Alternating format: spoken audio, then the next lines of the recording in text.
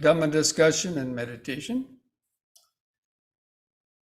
This week, last week we sort of finished the topic of the four foundations of mindfulness that we have been going through for the last several weeks, finishing with the Dhammanupassana. Now, this week, as I mentioned in the newsletter, we want to now focus or review the Seven Factors of Enlightenment. Now, we've discussed this several times already in the past, but it always helps to review them because for a lot of people, they don't have them developed to a very high degree. Now, in practicing the Satipatthana Sutta, or the four foundations of mindfulness, you are naturally beginning to exercise or develop some of these factors of enlightenment. But they're at a kind of a very low or weak level. And the first one of these is the mindfulness.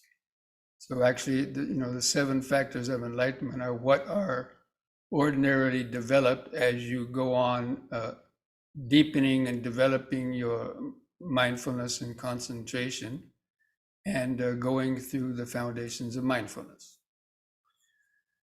So the first one is, of course, mindfulness. Now, there's different attributes of mindfulness, and the first one, or the sort of the simplest one, is it means to remember, or recollection, or to remember. But so it means to remember the aspects of the five aggregates: the body, the mind, feelings in the mind, and so on. Remembering the different parts of them and how they work, but it's also remembering the present moment. So mindfulness means being able to remain centered in the present moment, being able to keep our mind focused on our subject of meditation. So mindfulness of breathing, for example. So the four foundations of mindfulness. Mindfulness starts with mindfulness of breathing. And that's normally seen as a concentration technique, but concentration and mindfulness are not necessarily separated. You have to be mindful of the breath wherever you happen to be focusing on it, whether it's on a one tiny point, like focusing the mind on the at the tip of the nose, for example. You have to be mindful of that. And so mindfulness means concentration also, but it also means that's in the present moment. So your object of meditation is occurring in the present moment. You're not thinking of the past or the future. It's that present moment sensation that you're trying to feel. Or as I tend to suggest people or guide you through the meditation, to be mindful of the expanding and contracting movement. So not necessarily keeping your mind on one point, but feeling the different sensations in one expanding movement. You might feel 2 or 3 or even 4, especially if you're focusing on the expanding and contracting of the abdomen, rib cage, and chest, as I normally guide people through. And that's a sequential present moment. You're mindful of each sensation, successive sensation as the breath is coming in. And you're aware of the brief pause. And you're aware of the sensations of the out breath. So in that way, you're also concentrating, not on one point, but your mind is concentrating in the present moment. And you're mindful of each of those moments. So in this sense, actually, concentration and mindfulness are being cultivated at the same time. Now, then you have to be mindful of the hindrances, because that will block your ability to stay focused on the present moment. Because if you start to nod out, or you have sensual desires, some thoughts, usually of the past or future, sensual desires, aversion, or restlessness, thinking, oh, when's this going to be over, or so on. So you have to be mindful of that. And those are occurring in the present moment. So actually what you are doing, you are developing what is called momentary concentration. So normally people think concentration is just fixing your mind on one point, but there's another aspect of concentration, meaning momentary concentration. That means you momentarily are aware or concentrate for a moment, your moment notices. In that moment, you are concentrated there. Each different movement as it's, coming through the senses. So like that. So that developing that moment-to-moment attention, because that is, the practice of the mindfulness. It's not necessarily the one-pointed concentration, although you can practice that in the beginning to quieten the mind. But then at some point, you need to open up and start being aware of the flow of impermanence, the impermanence of the in-breath, the permanence of the out-breath. So that mindfulness, developing that ability, that momentary concentration, is helps you to get concentrated. I mean, you get concentrated doing that. Concentration means the mind's not being affected by the 5 hindrances.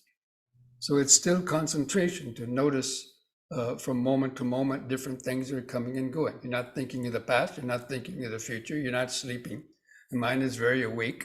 You're very interested in the present moment. So you're developing concentration also, but the mindfulness is the key element. The mindfulness helps you to notice the different things that are coming and going. Especially like to notice the hindrances. If you don't notice the hindrances, you're going to get lost in those hindrances, and your meditation will stop. So that's the function of the mindfulness. And then along with that is the investigation of the Dhamma.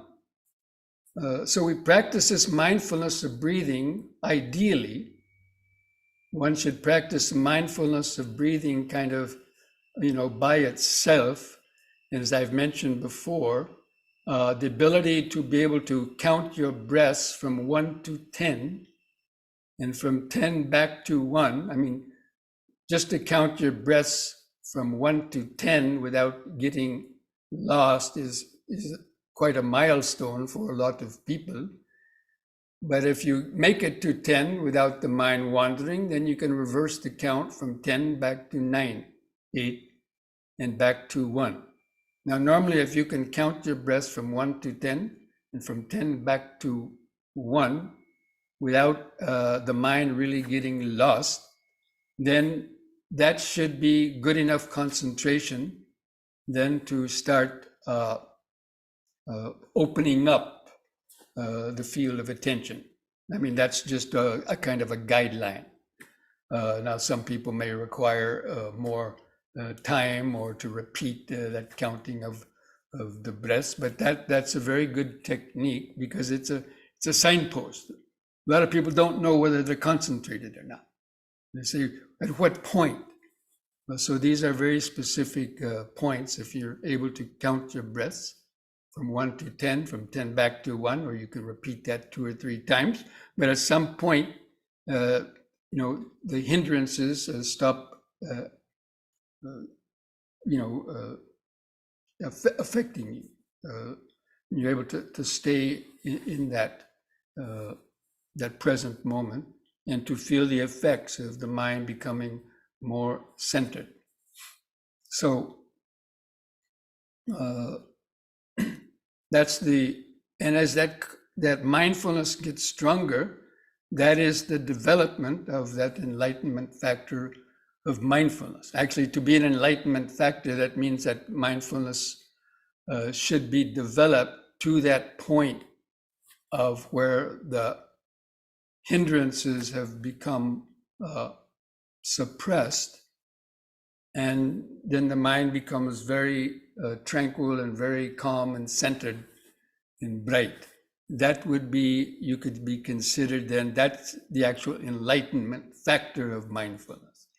Otherwise, you're just practicing ordinary mindfulness up to that point. You're practicing ordinary mindfulness. So the Buddha typified the factors of enlightenment factors. It's when mindfulness has gained that concentration and has become free from the hindrances. But we're going to talk more about that. So anyway, as you're developing the mindfulness, then the investigation of Dhamma. And this is where you, again, following the four foundations of mindfulness, you understand, this body exists on breathing. Even while you're developing mindfulness of breathing, you understand that this breathing supports this life. And as long as the breathing is going in and out of this body, it normally continues to live. But when the breath stops, it will start dying. And a lot of different factors could cause the breath to stop. And so like this, having that kind of understanding also helps you to stay more focused. It helps you, even though you're doing a little bit of what's called thinking or reflecting, it's reflecting about the present moment that you are observing. So therefore, it's still concentration. A lot of people think that, no, it's not. It's not true. Because one of the jhana factors is vitakka and vichara, means applied and sustained thought. But it's about the meditation object. It's not about next week or next month or last week, the argument you got into somebody about. It's focused on the object. And so investigation of Dhamma uses some of that, and this is explained in the Satipatthana Sutta. One understands how the breath comes to be. Well, this body was born, and when it comes out of the womb, the doctor hits it on the behind, and the breath starts going in and out, and then it ceases at the moment of death. And that could cease from a lot of different reasons, right, for the heart. So, and then you develop the mindfulness that there is this breathing, or there is this body, but to the extent for mindfulness and understanding. So that is how the mindfulness and the investigation of Dhamma, they support each other. So the investigation is sort of like a scientist. Actually, when you're practicing the Satipatthana Sutta, you have to have the attitude of being a scientist sitting in the laboratory. And this breathing body is the laboratory for the meditator, especially the mindfulness and the vipassana meditator.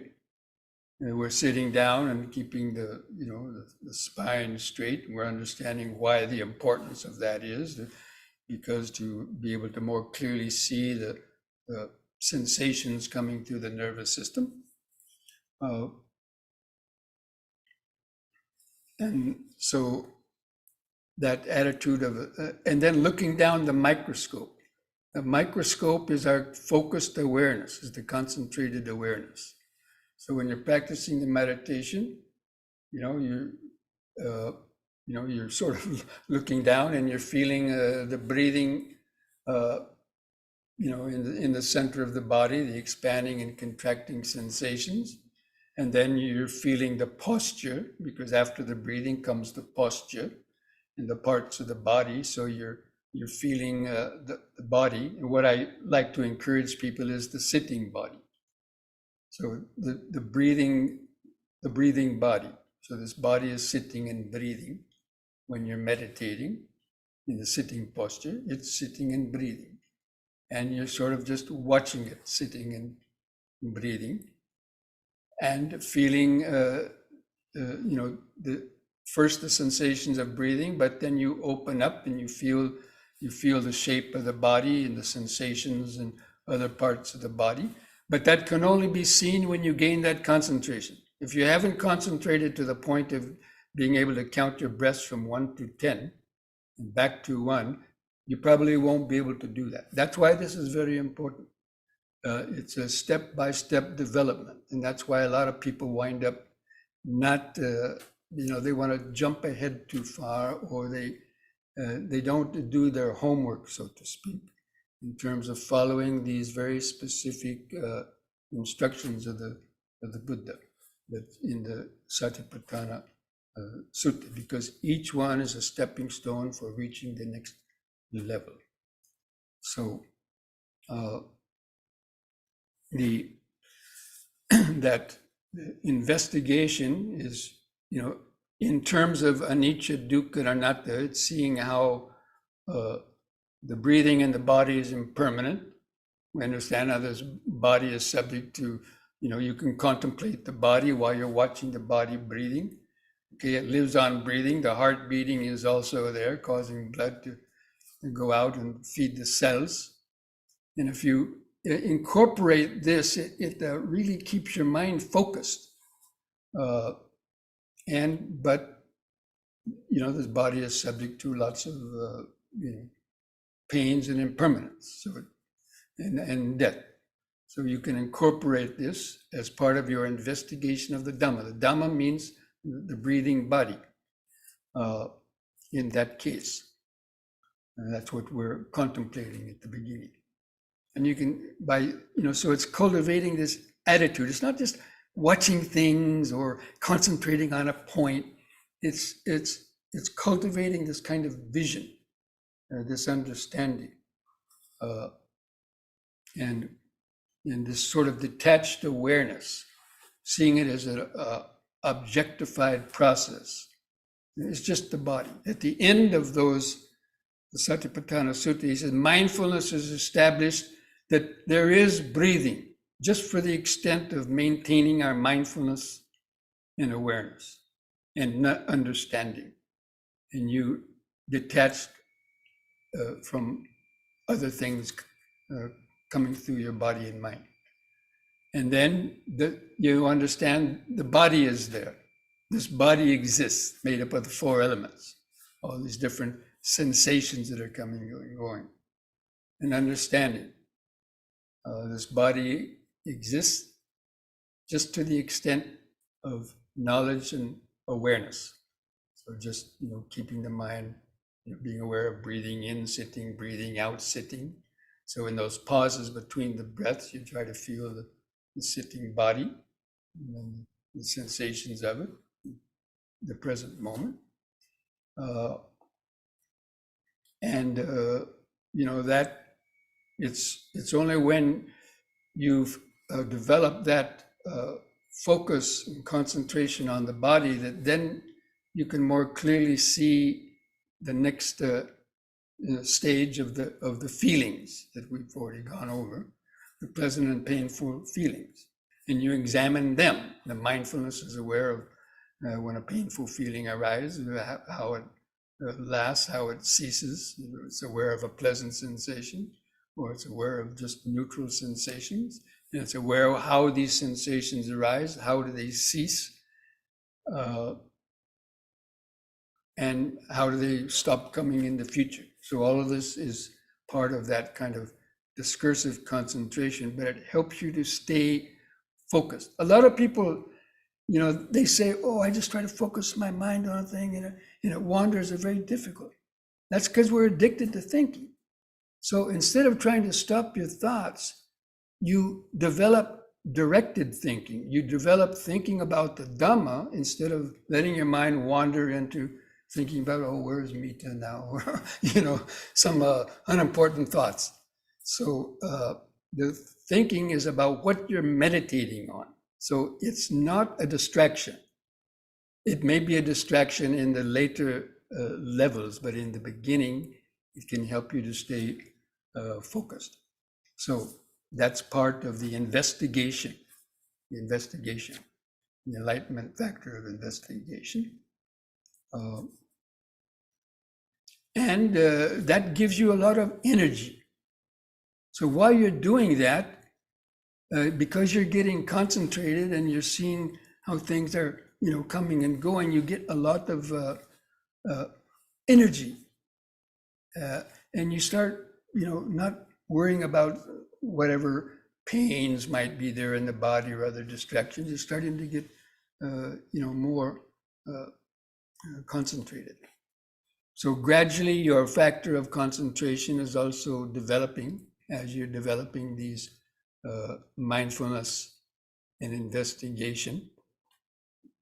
And even in the energy is the energy to keep practicing, the energy to stay focused, the energy to deflect the hindrances. So I'm going to just sort of, following the energy, that gives you joy, because as you go on practicing and investigating, actually, you become very happy because you're seeing new things. You're getting insights while you're doing this. You're getting insights into impermanence and suffering, and even no self to a certain degree. And it makes you happy because, after all, you're struggling after so long with hindrances and trying to concentrate. And then finally, by developing these, this mindfulness and concentration, and developing these factors of enlightenment, investigation, that, gives you joy. So even that energy brings a kind of a joy, but it's not a kind of joy. It's a joy that, you're making progress, because you can definitely see that, it's like you're seeing something around the corner. What's around the next corner? You want to keep meditating because every time there's something new coming up. So I'm going to stop with that here now, because it's quite a lot to go through all of those 7 factors of enlightenment in one short sort of Dhamma discussion, and I'll continue next week. So now I would like to open it up to any questions that any of you might have. You can write them down on your chat box, or if you prefer, you could just raise your hand and or your yellow hand to ask a question. And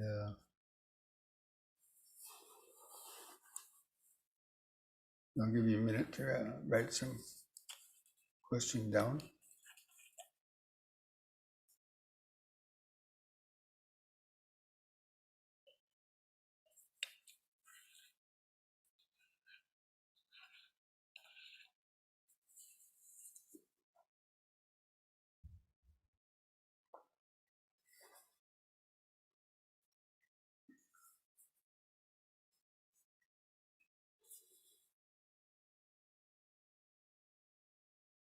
Okay, here's a question. Where does the sampajanya, clear comprehension, fit into the 7 factors of enlightenment? Clear comprehension is developed through the investigation of Dhamma. That means understanding what you are observing. So understanding the breathing, understanding that this breath is impermanent, and that it keeps this body alive. This body is impermanent. But it also, part of the mindfulness of the body, actually the clear comprehension is part of the mindfulness of the body. And it's mindful of Like whenever you're going to go somewhere, your understanding is what I'm about to do, is it going to be useful for me? Is it going to be something that, you know, keeps me out of trouble, or is it going to be something that's going to cause problems later? Is it based on some greed or aversion, whatever you're going to think about or wherever you're going to go or do with the body? It's comprehending how is this helping or not helping your practice of Dhamma. Basically, it's like that. So that is part of the investigation of the Dhamma. I would say that clear comprehension, understanding what what you're observing.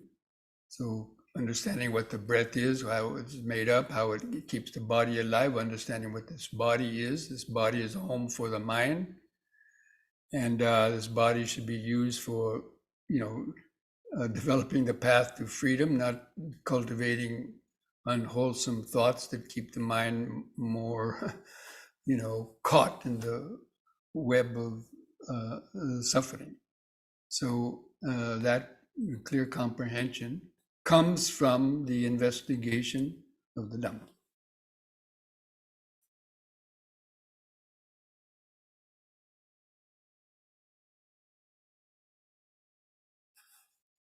Any other questions?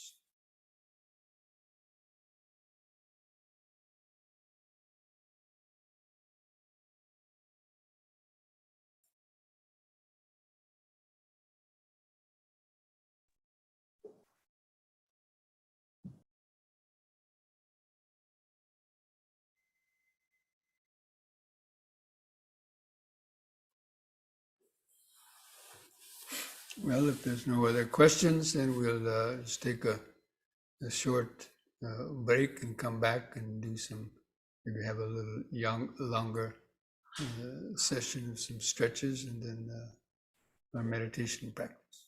Excuse me, Bhante. Where's that hand that we were supposed to raise? It's down at the bottom of your screen where there's something that says reactions.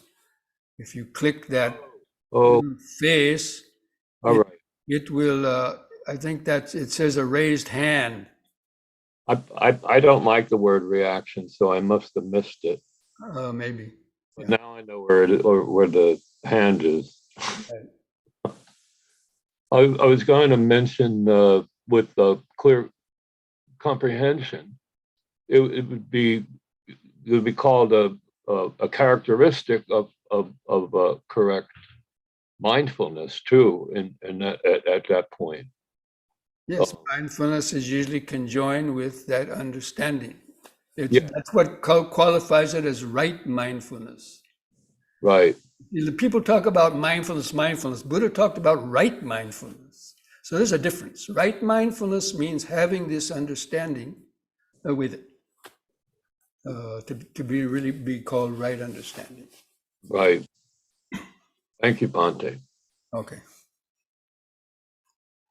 Okay, friends, again, let's go ahead and then take a short break. There is one more question in chat, but in the chat box? Okay. Will insight help with the investigation in the 7 factors also? Absolutely. That's where the insights come from. When you're investigating, you get an insight. It's like, you're looking at something and then all of a sudden, wow, yeah, that's it. Wow. It's like an aha moment, like impermanence, something as simple as the idea of impermanence. Something happens and you see how quickly a sensation just arose and vanished, or a thought arose and vanished. And wow, that really, that's what impermanence is. Yeah, you didn't understand it at that level before. Or suffering, you see how that attachment to that thought caused you agitation. You can see it. Wow, yes. So yes, the investigation leads to those insights.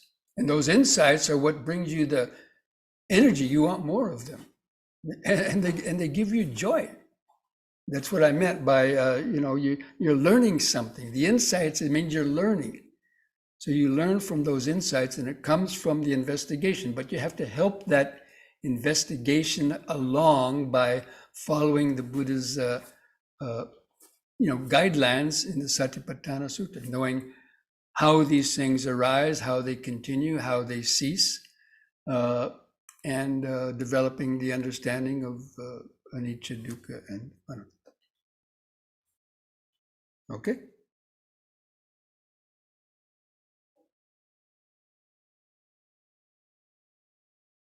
Any other questions?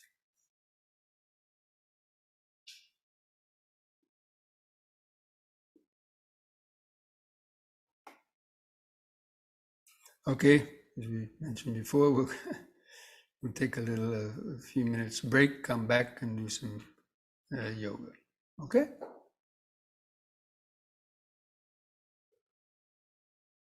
Sadhu Bhante. Thank you. Okay, friends, let's get comfortable in the sitting posture. You keep the spine, the back of the spine, and the back of the head in a straight line. Keep the chin lifted up, level with the floor. Just relax the body. Just relax the shoulders. Just gently close your eyes. Just feel your eyes in the sockets. The eyelids stretched over the eyeballs.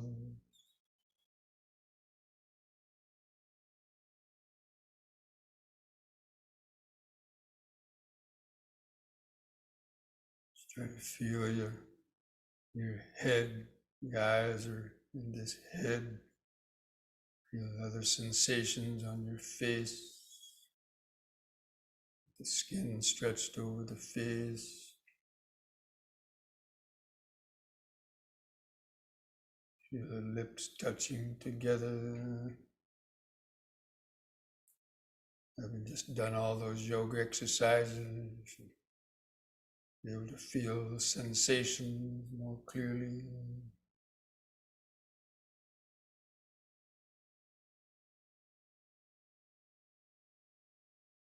And just try to feel that outline of the body.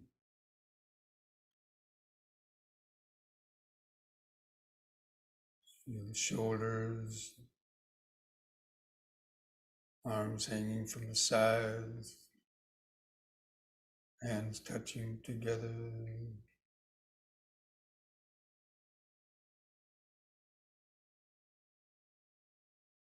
Try to feel the inward curve of the lower spine, natural inward curve of the lower spine helps to keep the upper body erect. And feel the buttocks pressing the seat.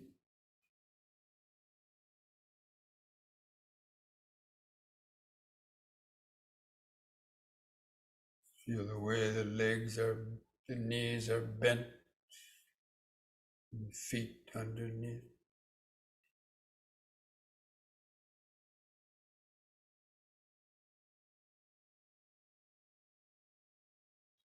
You can feel your toes with some sensations in your feet and toes.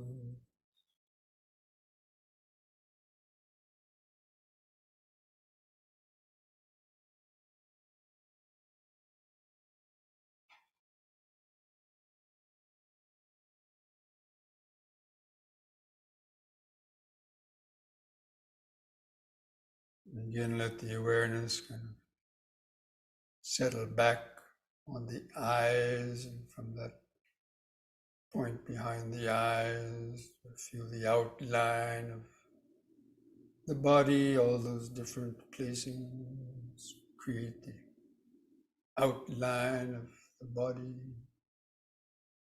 in the mind. Just mentally remember sitting, sitting, This body is sitting here and now.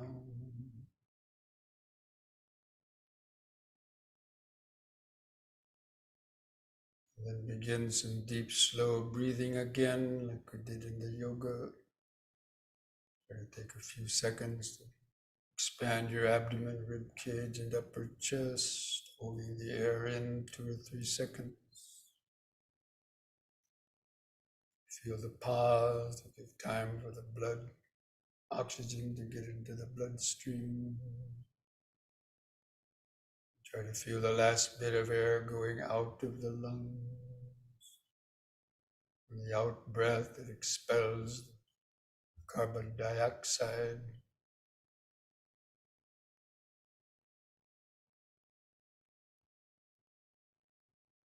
Just take a few more deep, slow breaths like that, feeling and understanding that process.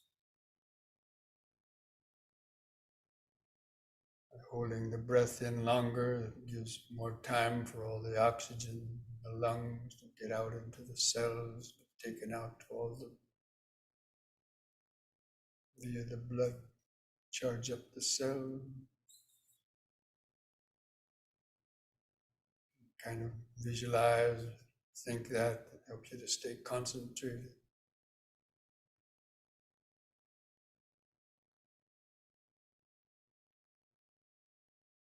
Just develop this basic mindfulness, breathing in, letting go of the past and future.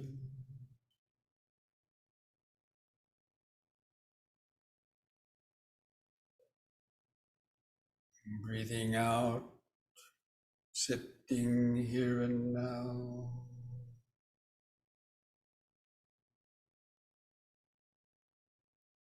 Breathing in, letting go of the past and future.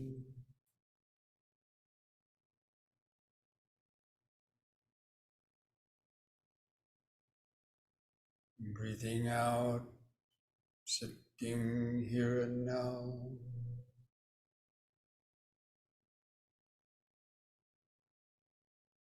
Breathing in, feeling the whole body.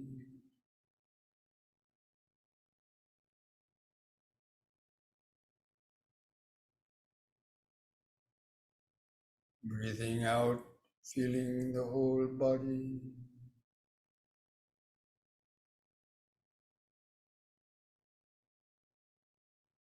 Now we're going to count the breaths from 1 to 10. This time we're going to, after reaching 10, we're going to count the breaths back from 10 to 1. See if you can follow that without your mind getting lost in thoughts or going, spacing out.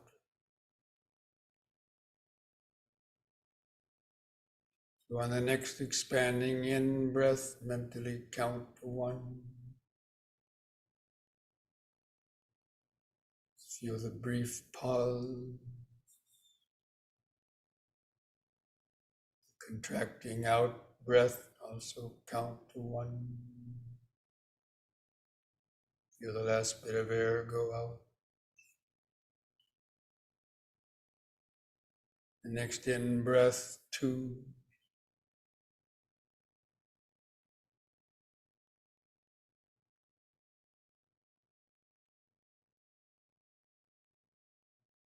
Out breath, 2.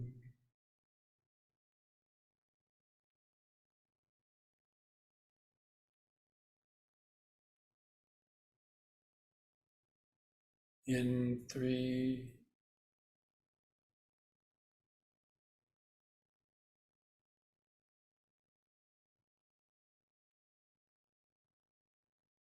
Out 3.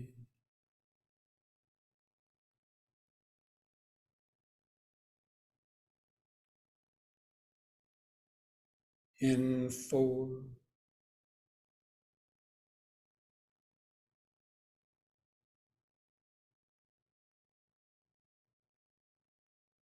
Out 4.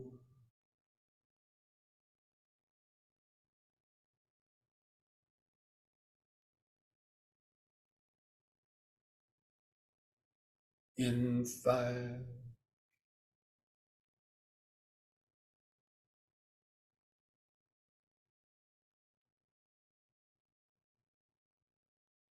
out 5,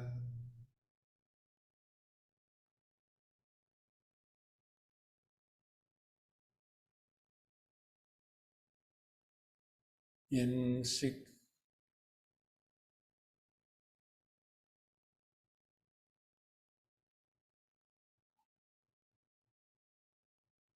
out 6,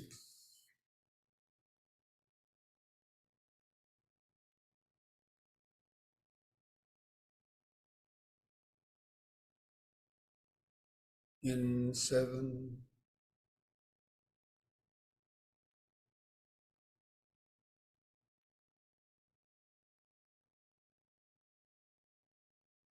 out 7,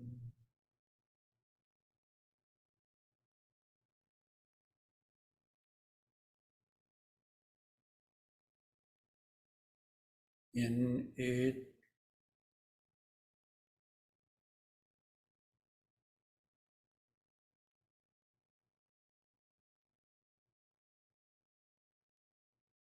out 8,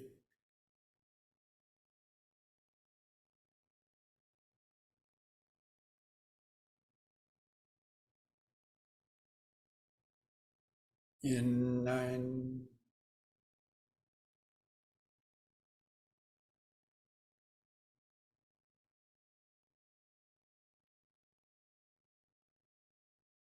out 9,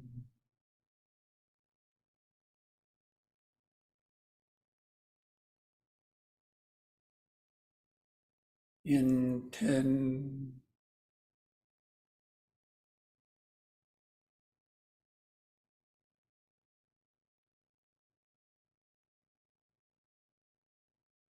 out 10.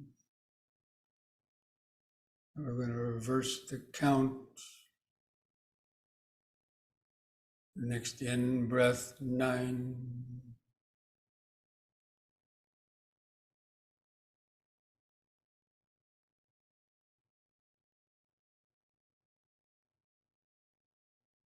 out 9,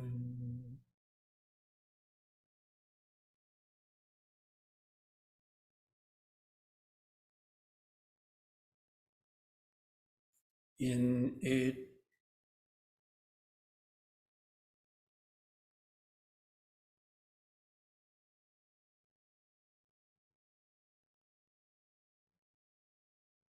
out 8,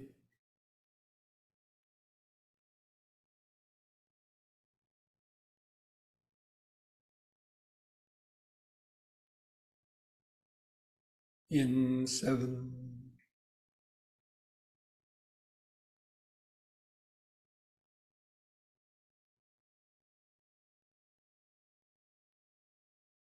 out 7,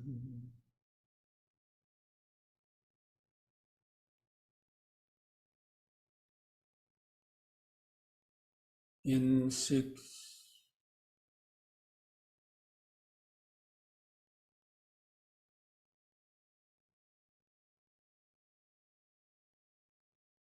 out 6,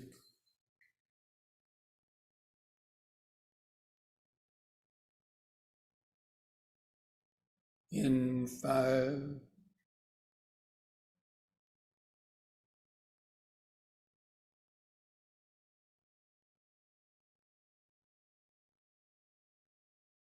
out 5,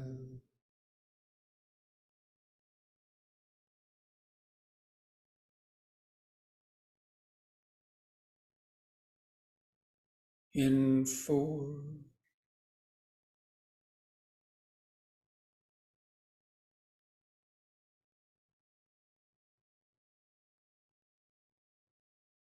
out 4,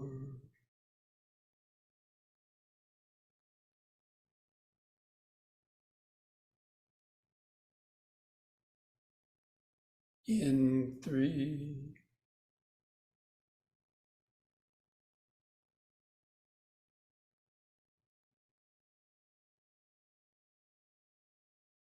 out 3,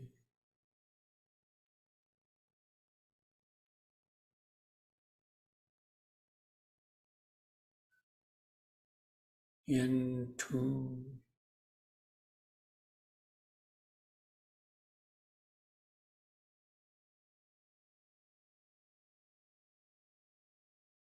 out, 2,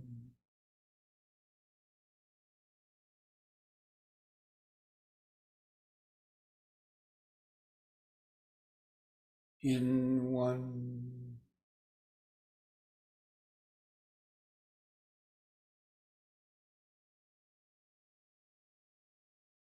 out, 1. Now discontinue the counting. Let the breath return to its own rhythm, uncontrolled rhythm. The breath may stop a little longer. Keep feeling the next in breath. Just keep your attention on the same expanding and contracting sensation.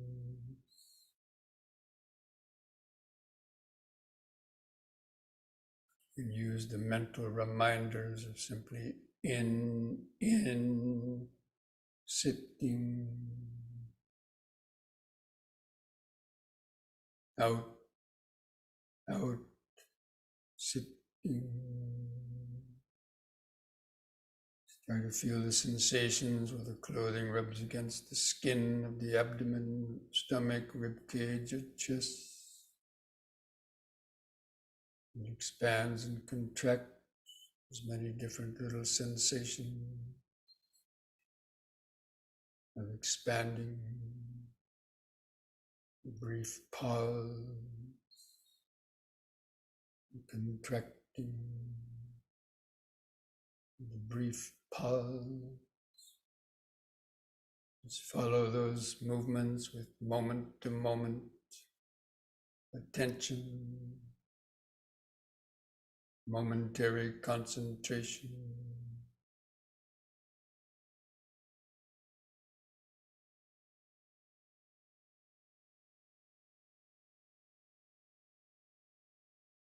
Should be able to notice at least 2 or 3 or 4 or 5 different sensations of the expanding in breath. Few or several sensations of the contracting out breath. Just try to be like a scientist sitting in the laboratory, looking down to the microscope.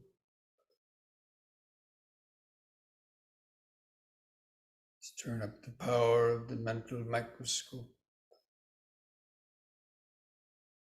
Notice that sequence of sensations, expanding sensations, the pause,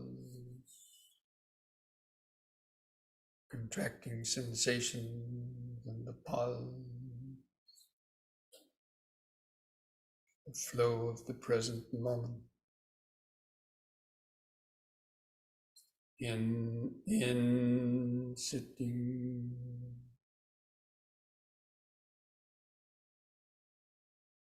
out, sitting.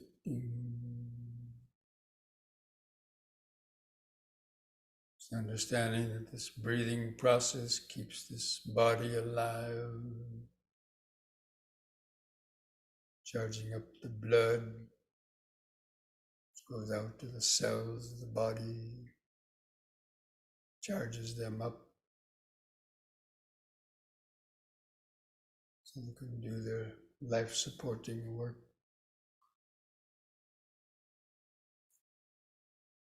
Just imagine on the out breath, breathing out the waste products of expiration, lactic acid, carbon dioxide, feeling the last bit of air go out. All that clear comprehension helps to keep your mind from thinking about other useless, unnecessary thoughts, past and future.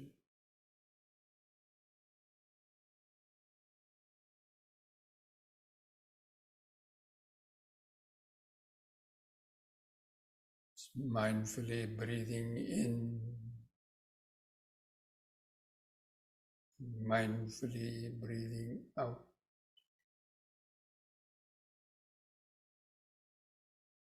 cultivating concentration at the same time, momentary concentration.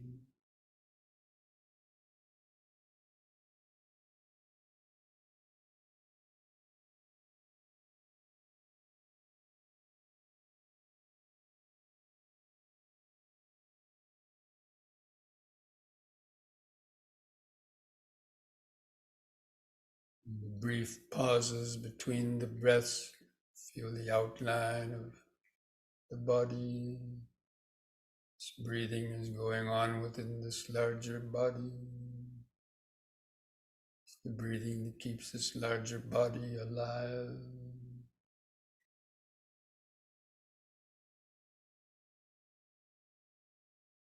Try to feel that, contemplate that, investigate it.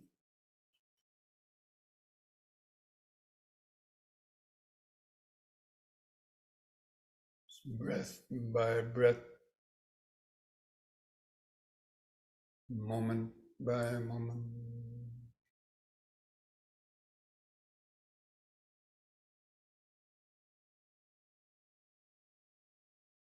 At the same time, being alert for thoughts trying to sneak in, carry your mind away somewhere else.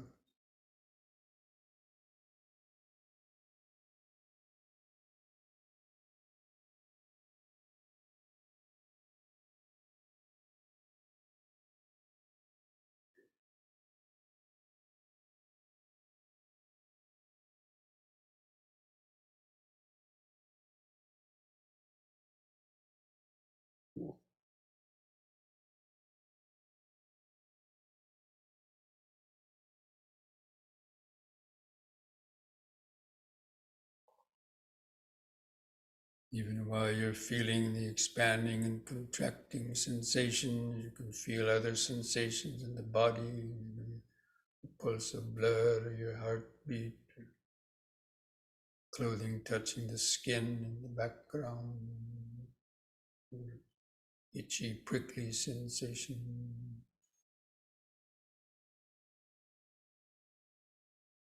If there's any painful or pleasant sensation, note those feelings. So just arise, last a moment or two, then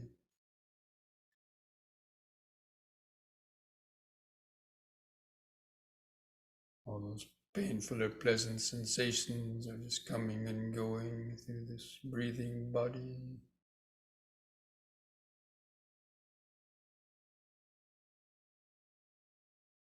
In the present moment.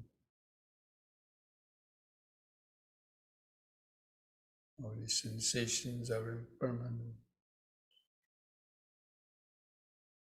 Feelings are impermanent. First two aggregates of material vibrations and the feelings they produce.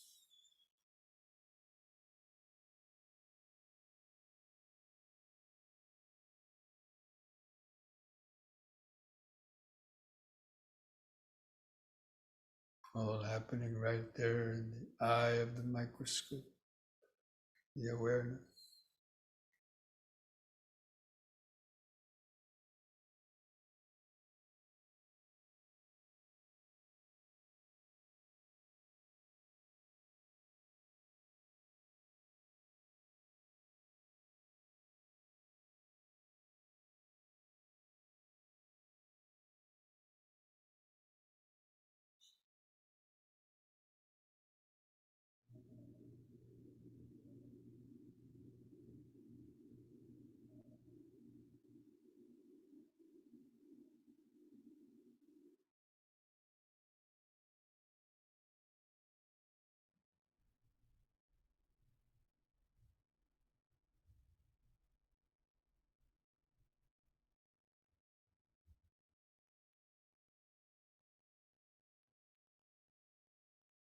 Even while maintaining that awareness of the breathing body, notice the perceptions, mental states, or the reaction, able to identify the aggregates. This is material vibration, this is feeling, this is perception, that is thinking. That's the ego consciousness.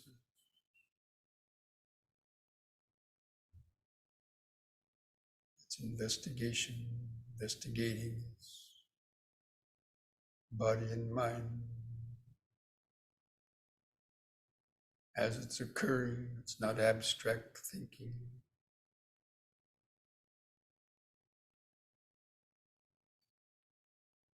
It's direct observation.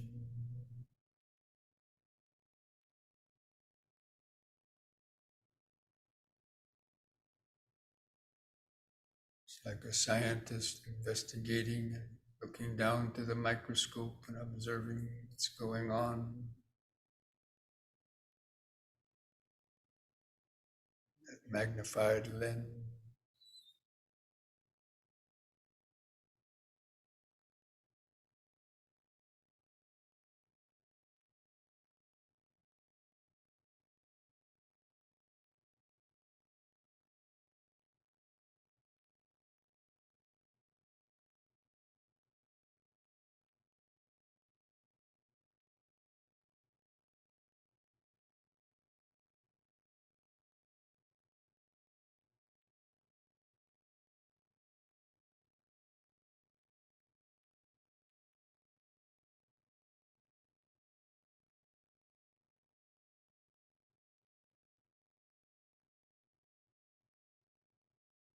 Anytime the mind gets too many thoughts, gets a little drowsy, you can take a few deep, slow breaths to reoxygenate the blood, help keep the mind grounded, awake in the body.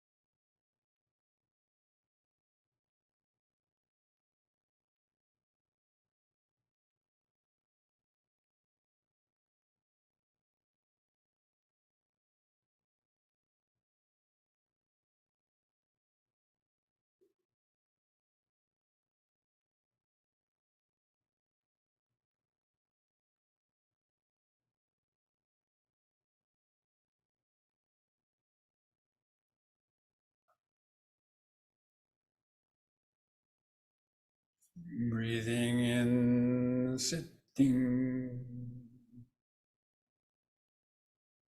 Breathing out, sitting. So many sensations coming and going, perceptions, thoughts,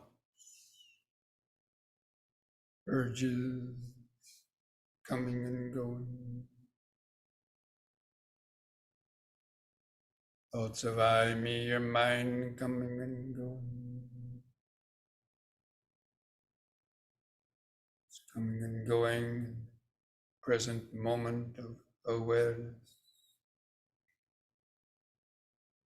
Through this breathing body awareness.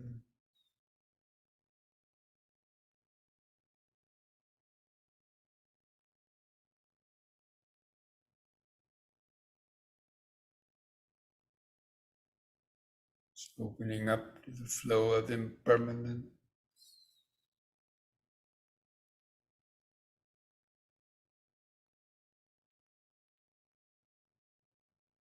Investigating, understanding, clear comprehension. This body and mind is just a continuous state of changing sensations, feelings, perceptions, thought, consciousness.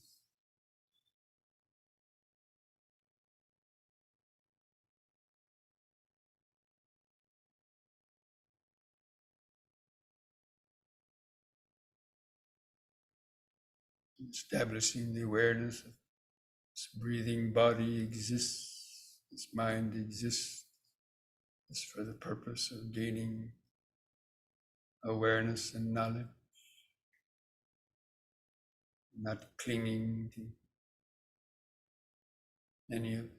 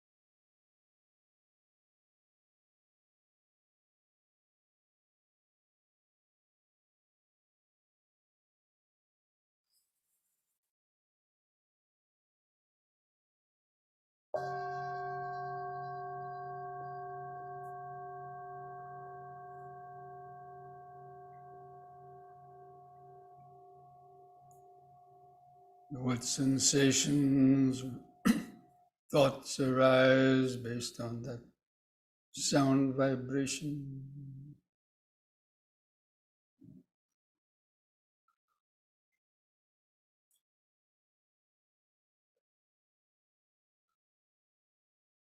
Sabbi sankhara anicchati yada panyaya pasati atanibindati dukkhi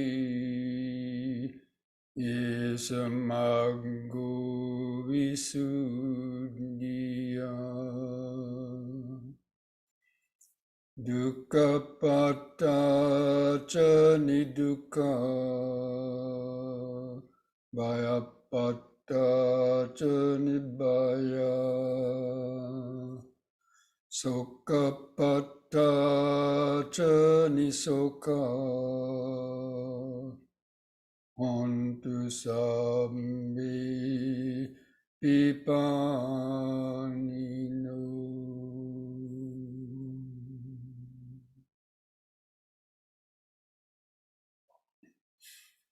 All conditioned things, the five aggregates of this body, mind, and world are impermanent.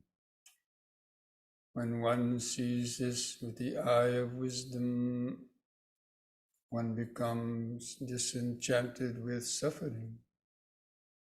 This is the path to freedom. And may the suffering be free from suffering. May the fear struck be free from fear. May the grieving be free from grief. In this way, may all beings live with mindfulness and wisdom. And thus spoke the Buddha.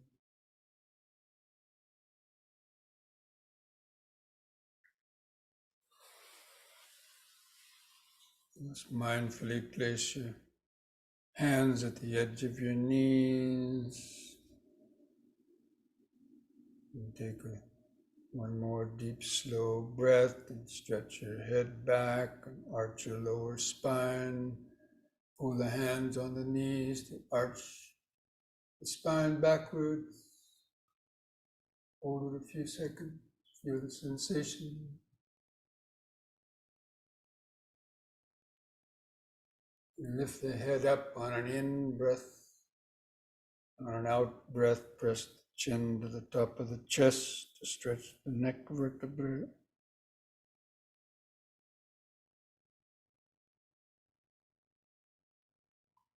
And lift the chin up level to the floor on the in breath. And relax on the out breath.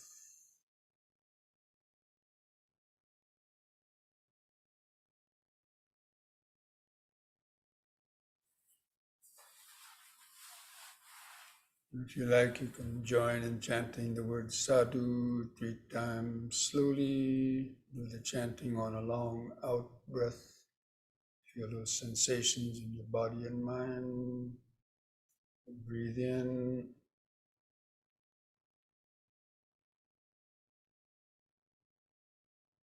Sadhu.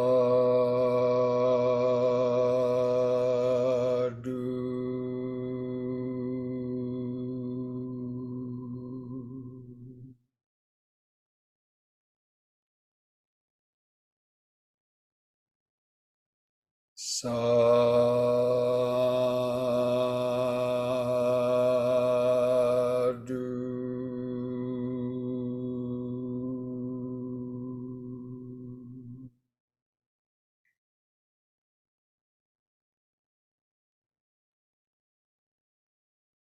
Sadhu.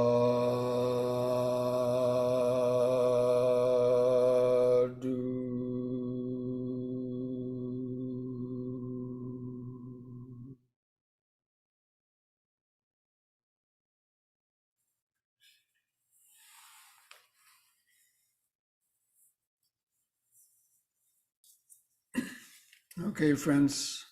So I hope you're able to have a peaceful or insightful meditation. Maybe you're able to understand something about the factors of meditation, especially the factors of enlightenment, or mindfulness, investigation, energy, and joy, how those work together. So during the week, try to also pay attention to those. Next week, we'll finish the talk on the last factors of enlightenment. Okay. Oh, just one little heads up that, we're having a Thanksgiving retreat here at the Lion of Wisdom Center on starting the day after Thanksgiving, Friday through Sunday. And as we've done in the past, I think we will probably broadcast the morning meditation and the afternoon Dhamma talk on the Saturday. And the Sunday, the morning meditation and closing talk. And I'll remind people of that on the next mailing when I send it out next Monday, probably. I will also mention that, and it will probably be the same link that we normally use. Is that right, Prashant?